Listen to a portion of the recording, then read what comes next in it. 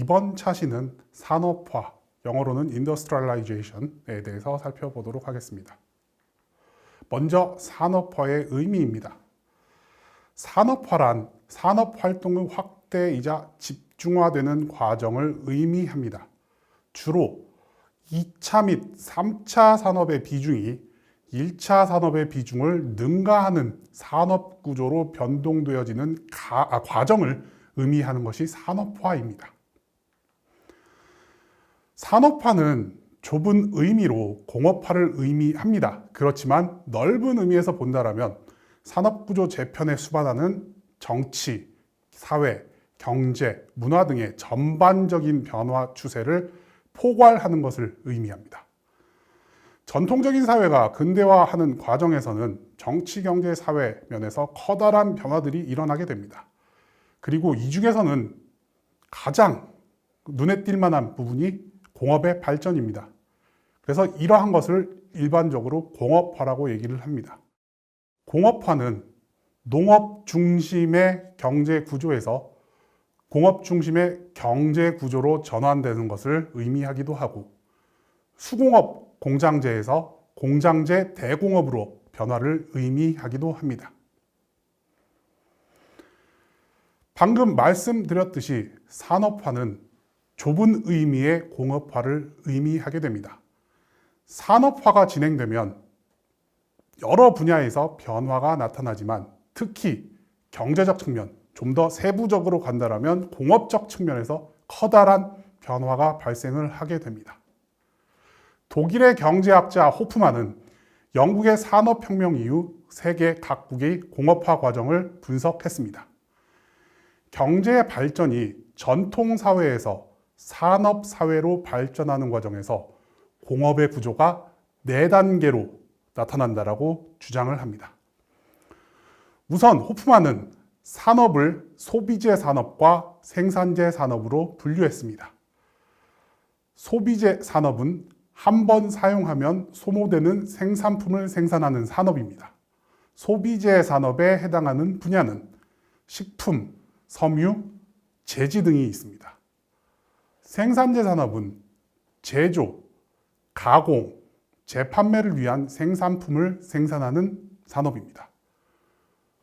이에 해당하는 분야는 시멘트, 제철, 기계, 석유화학과 같은 산업들이 있습니다. 주로 생산재 산업은 국가를 운영하는 데 있어서 기간재 산업으로 불리기도 합니다.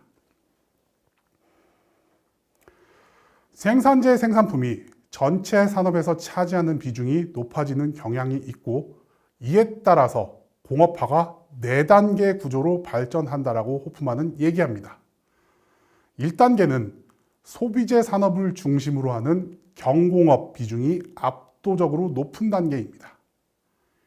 2단계는 생산재 산업을 중심으로 하는 중공업의 비중이 커지는 단계로 전체 공업 생산액의 약 30% 수준에 해당하는 단계입니다.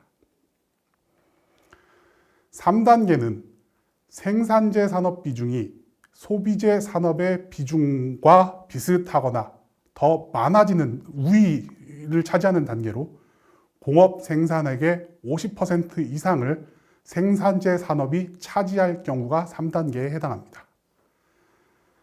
4단계는 생산재 산업 비중이 확실한 우위에 있는 단계입니다. 호프만의 주장은 산업 구조의 고도화를 측정하는 구체적인 지표를 제시하고 이를 계량적으로 보여준다는 데 대해서 의미가 있다고 볼 수 있습니다. 그러나 현실에서 소비재 산업과 생산재 산업을 엄격하게 구분하기 어렵다는 측면이 존재하기 때문에 한계도 존재하고 있습니다. 클라크의 산업화에 대해서 살펴보도록 하겠습니다. 영국의 경제학자 콜린 클라크는 산업을 1차 산업, 2차 산업, 3차 산업으로 구분하였습니다. 클라크가 구분한 3단계 구분법은 가장 일반적으로 많이 사용되어지는 산업의 분류입니다. 그리고 이 기준에 따라 경제가 진보함에 노동인구나 국민소득의 비중이 1차 산업에서 2차 및 3차 산업으로 이동한다라고 클라크는 주장합니다. 왜냐하면 산업 부분에는 부가가치 생산성의 차이가 존재하고 경제 발전은 부가가치의 생산성이 낮은 농업 부분에서 상대적으로 높은 공업 부분으로 대체되는 산업화를 거치게 된다라고 얘기를 합니다. 우리가 일반적으로 말하는 산업화의 원형은 영국의 산업혁명이라고 볼 수가 있습니다. 영국에서는 동력기관의 발명과 생산기술의 혁신에 기반한 산업혁명을 이룸으로써 농업 위주의 경제활동을 광공업 중심의 산업활동으로 급속히 재편하는 산업화를 실현했습니다. 선진국들에서는 보통 산업화가 통상 소비재 중심의 경공업과 생산재 중심의 중화학공업, 그리고 다양한 서비스 부문 사이의 산업 간 분업체계가 고도화되는 이러한 과정을 특징적으로 보이고 있습니다. 그리고 산업화는 단순히 산업 구조의 재편이 아닌 경제, 정치, 사회, 문화 등 전반에 있어 근본적인 변화를 유발하는 특징이 있습니다. 먼저 자본주의적 생산관계와 노동시장체제, 그리고 경영과 생산기술 혁신 등을 촉진하게 됩니다. 산업화를 통해 공장제의 대량 생산 방식이 널리 확산되는 가운데 자본과 노동으로 구성되는 자본주의적 생산관계 및 노동시장체제가 확립되게 됩니다. 그리고 상품시장 경쟁이 보편화되고 확대됨에 따라 소유와 경영이 분리되는 이른바 기업 경영체제가 등장하게 됩니다. 그리고 경영혁신, 생산 효율을 높이기 위한 생산 기술 혁신 등이 나타나게 됩니다. 이를 통해서 경쟁 관계에서 우위를 점하려는 모습을 보이게 됨에 따라 경영과 생산 기술 혁신에 많은 투자가 일어나게 됩니다. 그 다음으로 관료제적 전문화도 산업화의 영향 중에 하나라고 볼 수 있습니다. 전반적인 분야에서 관리의 효율성을 위해서 관료제를 도입하고 이에 따라서 전문화된 관리를 추구하게 됩니다. 다음으로 도시화 역시 산업화의 큰 특징 중 하나라고 볼 수가 있습니다. 노동인구가 도시로 집중되면서 도시 중심의 생활권과 주거 환경이 형성되는 이른바 도시화가 산업화가 진전됨에 따라 빠르게 진행이 됩니다. 그리고 또 다른 산업화의 특징 중 하나가 핵가족화 및 성별, 분업관계 확립입니다. 산업화와 더불어 생산 영역으로서의 직장과 생활 영역으로서의 가정이 분리되어 남성 가장의 취업 활동과 여성의 가사 활동으로 핵가족 내부의 성별 분업관계가 확립이 되게 됩니다. 더불어 과거 농업 중심의 사회일 경우에는 가족 단위의 대량의 노동력이 필요했던 반면 산업화 단계에서는 그러한 형태의 노동 집중적인 그 구조는 필요치 않게 됩니다. 그로 인하여 점차적으로 산업화가 진행됨에 따라 핵가족화 경향이 나타나게 됩니다. 산업화의 영향 중 하나가 대중소비의 확산입니다. 대량 생산의 실현을 통해 대중소비가 확산되면서 산업화의 시대에는 물질적으로 풍요로운 사회가 도래하게 됩니다. 마지막으로 산업화의 특징적인 영향 중에 하나가 정치적 변화입니다.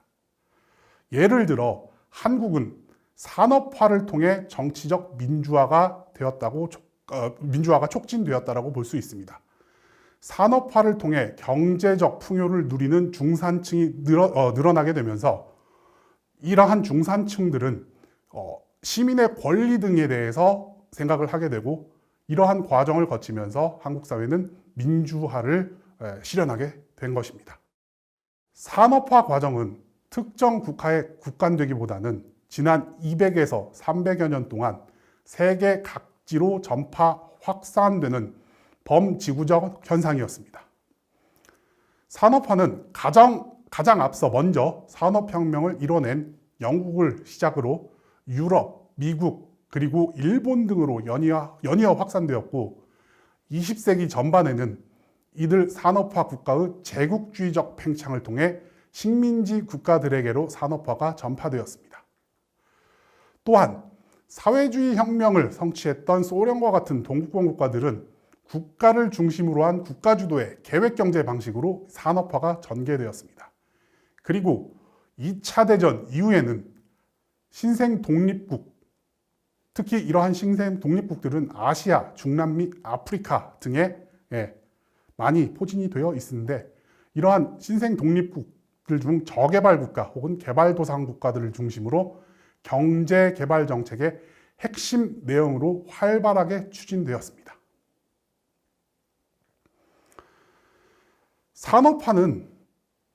산업화가 일어나는 과정에서 다양한 문제들도 발생을 시키게 됩니다.